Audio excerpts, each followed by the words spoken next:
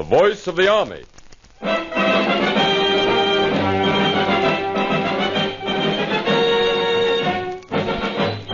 voice of the Army is on the air, calling Americans everywhere. Maybe you're just the one we are looking for to volunteer and help win the war.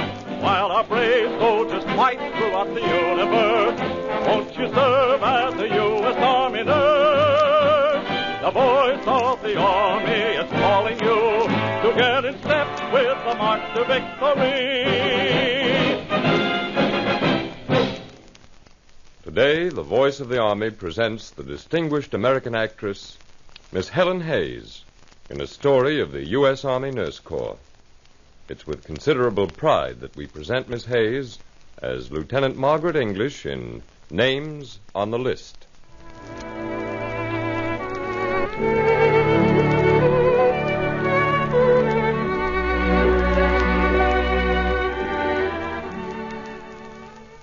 Hello, soldier. Let's see, Private Alan Wicks. Hello, Alan.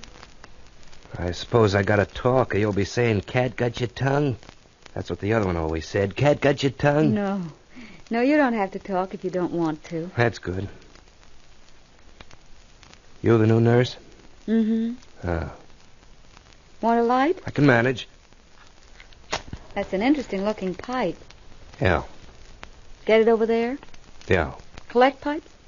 Look, it's a pipe. I smoke pipes. I've always smoked pipes.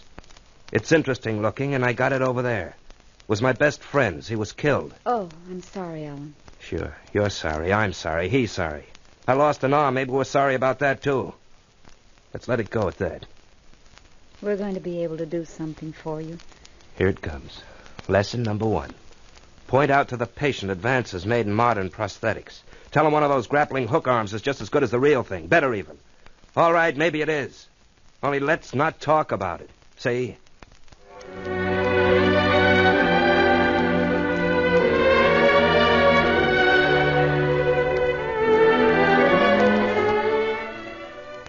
Well, nurse, how's it going? With the boy? Mm-hmm. Not too well, Colonel. I told you it wouldn't be... Exactly easy. No, it isn't. And, how's it going with you? I'm all right. It's kind of hard at mail time. Dick used to write so regularly. I'd always know there'd be a letter from him. Of course. I got several letters, even after the news that he was missing. That was the hardest of all. Then they stopped coming, too. I know. But I'm so sure he's safe. It couldn't happen to us. I read the poem, and I know it couldn't happen to us. You read the poem? Oh, yes. How Do I Love Thee? Elizabeth Barrett Browning. Oh, how do I love thee? Let me count the ways. Mm-hmm. You see, that's how we happened to meet, Dick and I. I guess I never told you about that. No. It's really just one of those sentimental stories that sound silly to everybody except the people it happened to. For them, it's important. Tell me about it. Really? Mm-hmm. Well, it was way back when I was a student nurse in New York. That seems 100 years ago now. That day I was looking over the 10-cent counter of a little second-hand bookstore down in Greenwich Village. You know the kind. And then I heard someone asking for Mrs. Browning's sonnets. It was a little blue book. It was here last week. Sonnets from the Portuguese. I looked around. It was a young man, a very nice-looking young man, I thought, with curly brown hair and a nose that turned up just a little at the end, and a lovely smile. It was right on this shelf. Sonnets from the Portuguese. Yes, there it is. The young lady has it. Oh. Did you wish to buy it, miss? Well, Oh, that's all right. Please, I wouldn't think but of... it's quite all right. If you'd like it, why... No, I wouldn't dream of... But really, No, I assure you, I... Well, if either of you wants it, it's 10 cents. Well, look, I have a wonderful idea. Let's buy it together. We'll each put up 5 cents, and we'll each own a 50% interest. 50-50. What do you say? We each put up our 5 cents, Colonel, just as crazily as that.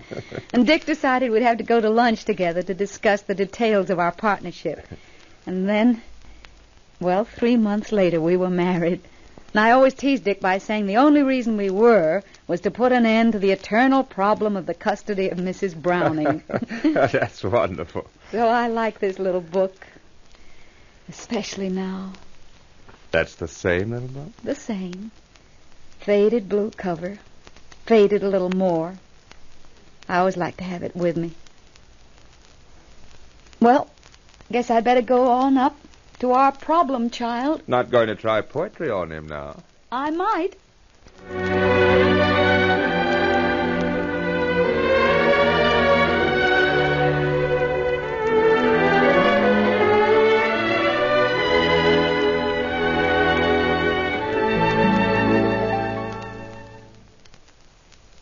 Hello, Alan. Hello. You don't have to talk. I'm just going to sit here for a while and read, if you don't mind. I don't mind. What are you reading? A book. What book? I don't think you'd like it. How do you know I wouldn't like it? Poetry. What makes you think I wouldn't like a book of poetry? I don't know. I just didn't think so. Why don't you... No. What? Go ahead. Well, why don't you read out loud? Would you mind? How do I love thee? Let me count the ways. I love thee to the depth and breadth and height my soul can reach, when feeling out of sight for the ends of being and ideal grace. I love thee to the level of every day's most quiet need, by sun and candlelight. I love thee freely, as men strive for right. I love thee purely, as men turn from praise. I love thee with the passion put to use in my old griefs, and my childhood's faith. I love thee with a love I seem to lose with my lost saints. I love thee with the breath, smile, tears of all my life, and if God choose, I shall but love thee better after death. Well? Well? It just kind of does something to you, doesn't it? Yeah, it does something to you, all right. It turns your stomach, all that phony sentimentality. Alan, I thought you wanted me to read it. Sure. I went for that sort of thing once, but I forgot. Anyway, who do you think you're kidding? How do I love thee? Let me count the ways. Sure, I love thee with one arm. I'm sorry it doesn't mean anything to you, because it means a great deal to me. Well, why don't you do something? Why don't you slam the book down and stalk out and report me to the colonel? Why don't you? I don't want to. Alan, why do you keep fighting inside yourself? Why don't you let us try? Why don't you leave me alone?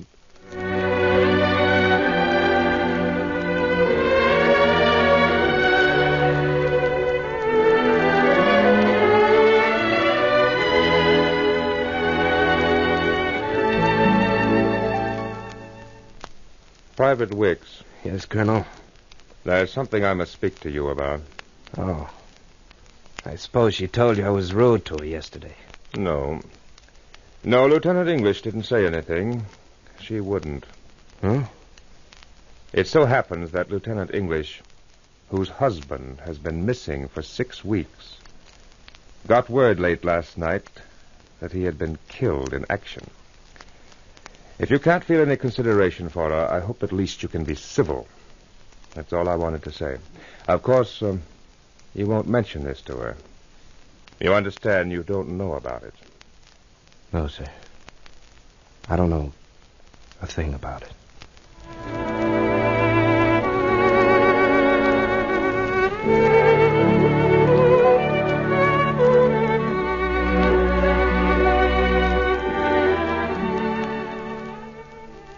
Hello, Alan. Oh, I wondered if you'd come in. Did you?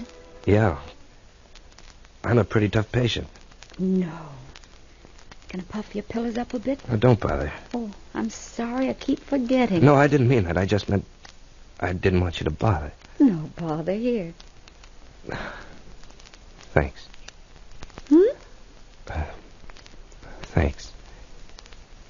Would you hand me my pipe? Here you are. Oh, it's a different one. I'm still so clumsy, spilling matches on the floor. Would you? Of course. That's good. I like a pipe. I got a whole collection back home. Have you a meerschaum? You know about pipes? My husband was very fond of pipes, too. Yeah, I've got a meerschaum. Nurse? Yes, Alan. Would you read to me? Read to you? Yes. I'm nothing to read here. Oh. You don't want to? I'm nothing to read. You've got a book in your pocket. That's... Sonnets from the Portuguese. I'll go get something else. No, read from that. Well... Read How Do I Love Thee.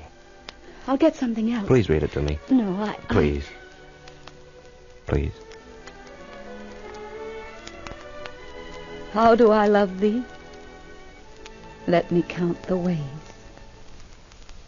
I love thee to the depth and breadth and height my soul can reach.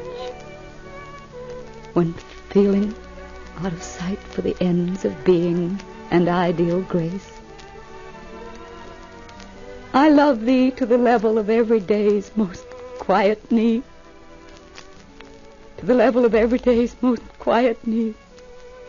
By sun and candle.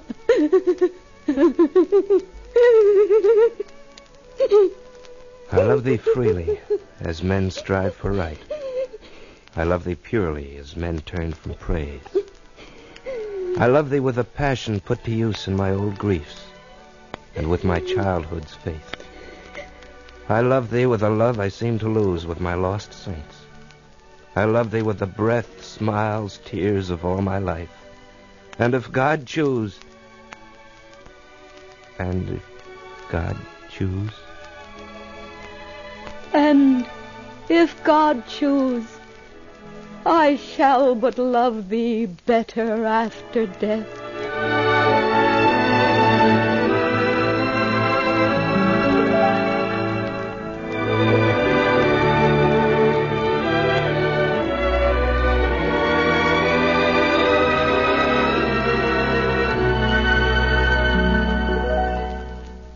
Two names on a list. 2 men, 2 soldiers. A Major English, a Private Wicks, unknown to each other. And yet, as you heard, their stories were not wholly unrelated.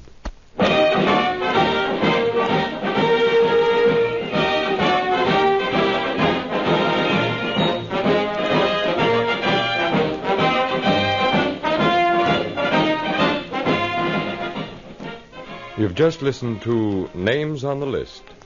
And now we'd like you to listen to our star, Miss Helen Hayes, who has a personal message for you about the Army Nurse Corps.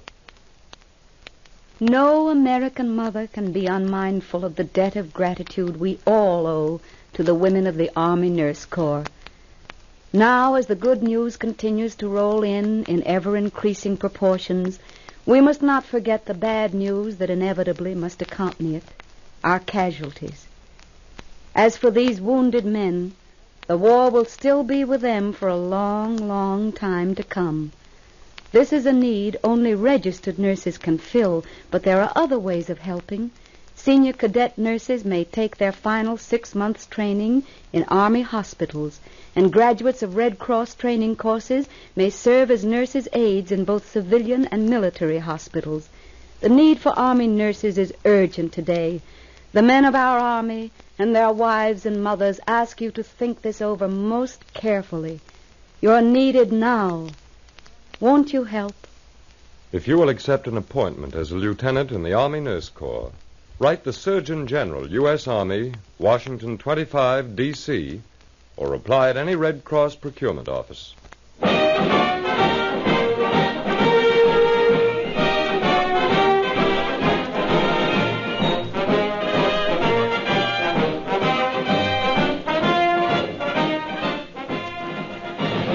This closes another program in the series, The Voice of the Army.